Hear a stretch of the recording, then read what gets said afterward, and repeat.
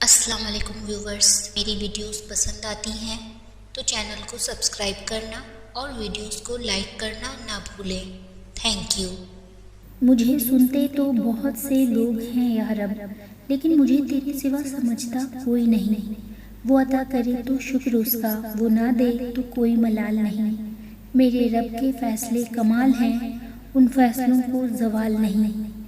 اور تمہیں پتہ ہے اللہ تکلیف اور پریشانیاں کیوں بھیجتا ہے؟ تاکہ اس کا بندہ اس سے بات کرے، اس کی طرف آ سکے۔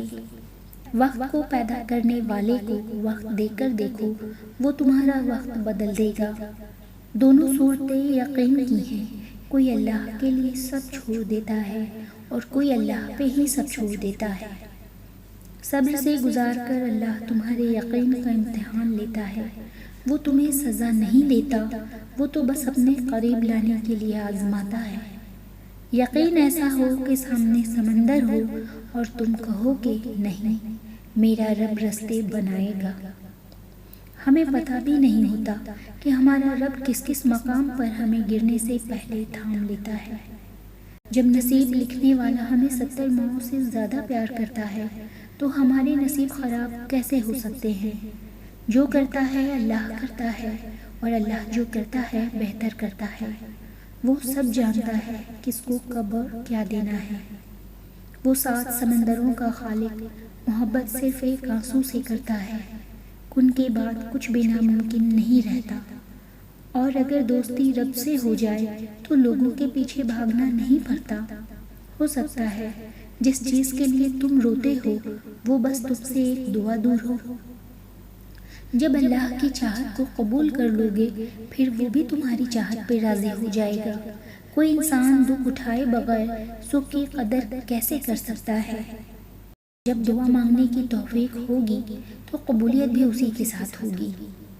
صبر کرو، یقین رکھو، مایوس دل کے لیے معجزے نہیں ہوتے۔ جو اللہ پر یقین رکھتے ہیں اللہ اس کے لیے وسیلے بنا ہی دیتا ہے۔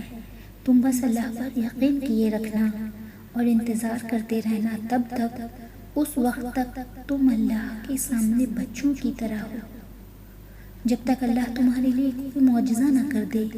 کیونکہ جو مانگی گئی دعاؤں کے قبول ہونے تک کا صبر کرتے رہتے ہیں اور اللہ کو یاد کرتے رہتے ہیں، جس وقت سجدے سے اٹھنے کا دل نہیں کرتا، اور اللہ اپنے پیارے بندوں کو کبھی مایوس نہیں کرتا، اور دعاؤں کی قبولیت کی ضد لگائے رہتے ہو۔ زندگی صبر سے شکر تک کا سفر ہے۔ پردہ رکھنا سیکھو، بالکل ویسے ہی جیسے اللہ تمہارا پردہ رکھے ہوئے ہے، کیونکہ ہم سب ایسے راز چھپائے ہوئے ہیں کہ جنہیں اللہ بے پردہ کر دے تو ہم ایک دوسروں کو دفن تک نہ کریں۔ جو اندھا بھروسہ تم لوگوں پر کرتے ہو وہ کبھی اللہ پر کر کے دیکھو۔ یقین کرو وہ نہ بھروسہ توڑے گا اور نہ تمہیں کبھی ٹوٹنے دے گا۔ اللہ کے ساتھ تعلق تو ایسا ہونا چاہیے کہ آدمی اپنے کمرے کے اندر پلنگ پر بیٹھا ہو اور اس کے ساتھ گفتگو کر رہا ہو، کبھی روئے اور کبھی خوب مسکرائے۔ اے رب العالمین، بے شک زمین و آسمان میں تیری بادشاہی ہے۔ اپنے حبیب کریم صلی اللہ علیہ وآلہ وسلم کے صدقے ہماری پریشانیاں دور فرما دے، ہمیں آسانیاں عطا فرما، ہمارے حال پر رحم فرما۔ آمین یا رب العالمین۔